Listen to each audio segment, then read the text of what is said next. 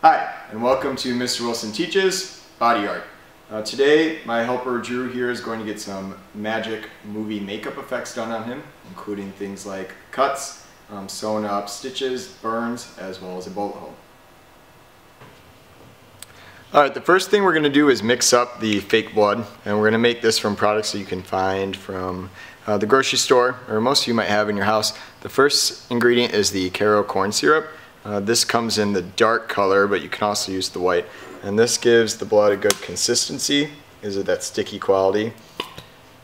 And the next thing we're going to add to stiffen it up even more is cornstarch. So this you can also find in the grocery store. And a little bit of this goes a long way. And if you want it to be more sticky or stiff, like it's been around for a while, you can just keep adding more. I also add chocolate syrup to it, and that way if you want to put it in your mouth and have it drizzle out, you can do that so it sweetens it up, and you can also darken the color by using this. And the last ingredient is your red food coloring. Usually it takes about 14 or 15 drops of this to give it the right color. And then you mix it up, and then depending on what you want your blood to look like, you keep adding one or the other ingredients. And usually when people mix up blood, they end up making it too bright of a red. Remember, blood is a deep, deep red that browns out as oxygen hits it. So you want to have that dark color and have that consistency just like blood. And usually it takes about 5 minutes for this to set up so that you can start using it in the makeup effect. So we're just going to set this aside and then start working on some other makeups and then use it.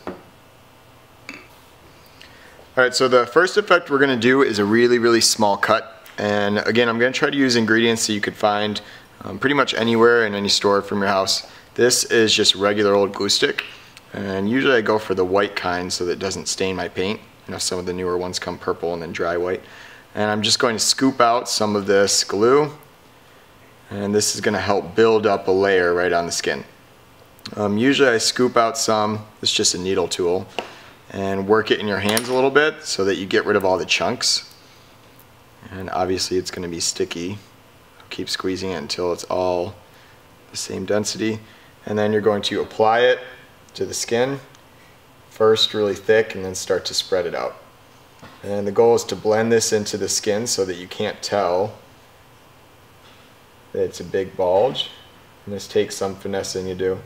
These are pretty permanent too, you can leave them on all day, but of course they come off when you shower or wash your hands. After you do the original start of it, you're then going to make a cut into it. And so we're going to slice it using the needle tool, careful not to cut yourself, and put a cut all the way down to the skin. So because we built up that layer, it'll now look like this is more of an indent. Alright, why don't you hold up close.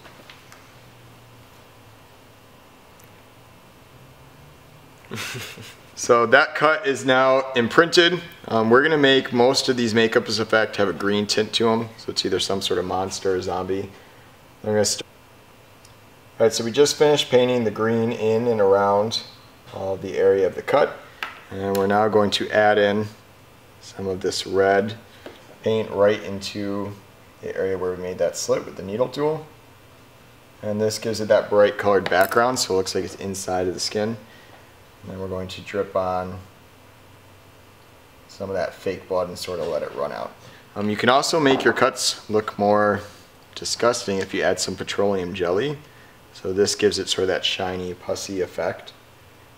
And you just sort of work it into there, and then it keeps that shine longer as the paint dries. The next effect we're going to show is a bullet wound. So we're just going to keep sliding up the arm.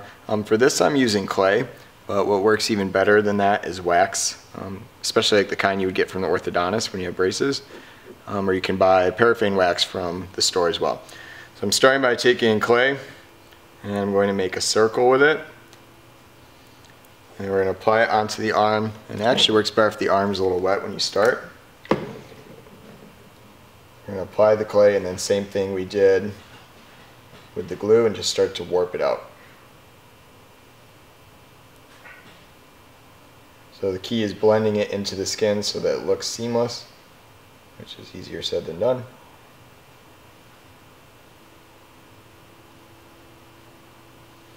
And then we're going to carve a hole out, or the bullet entry, using our needle tool.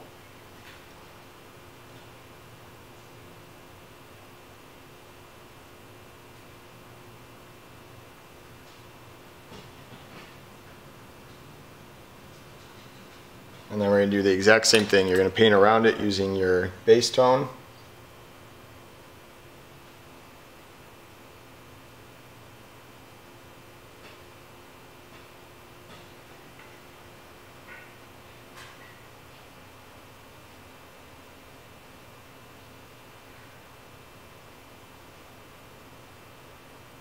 And then you're going to take your light red,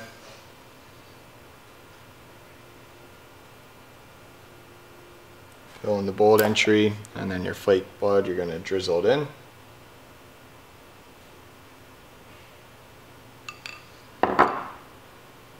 You want to squeeze out a touch, and you can also do splatter and a couple other spots around it, depending on how long ago you think that bullet was made.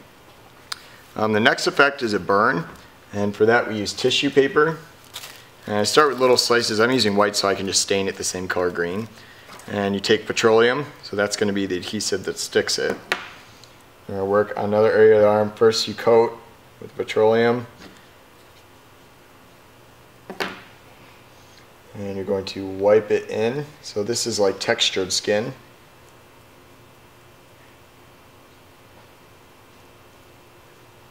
And if you want it to look more fresh or scary, you can also use red tissue paper.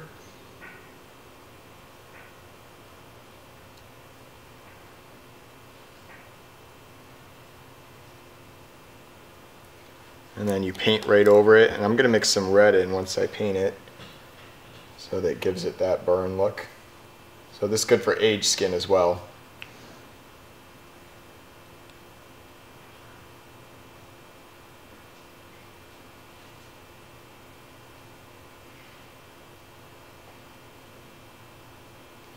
So I'm going to brush the red right on top of it. Whoa.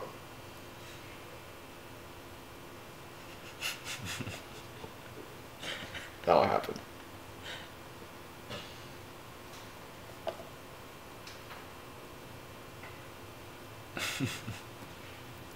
And you can also put some of the made blood as well if it's a burn that just happened.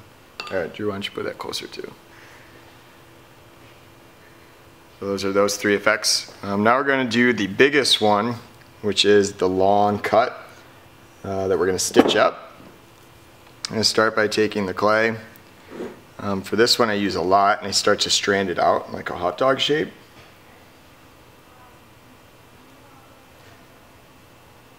And you're going to start with it really thick and then work your way out.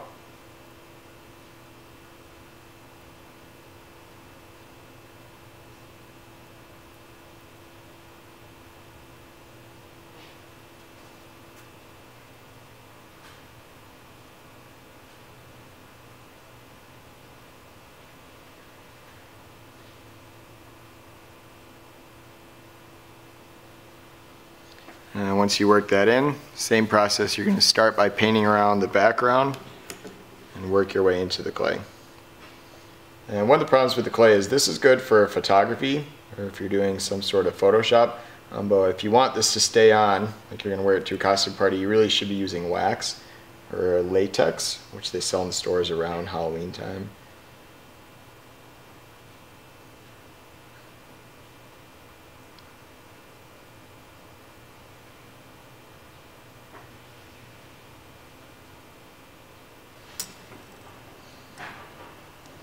Alright, so the video cut out there, but what we just finished was painting on the green on all the surroundings and going through just like we did with the other techniques, this bright red in there. And with this cut you can use a lot of blood, so the bigger the cut, typically the more blood you'll get in there. And we're also going to add in the effect of these stitches or staples. So these are staples I just took from a stapler and punched them out. And you insert them in a row. It's going to give it that sort of Frankenstein effect, like it's been put together. And the reason we use so much clay is when we do this, it doesn't actually go through the skin. So there's only so far I can go down, so that's why I build up that layer.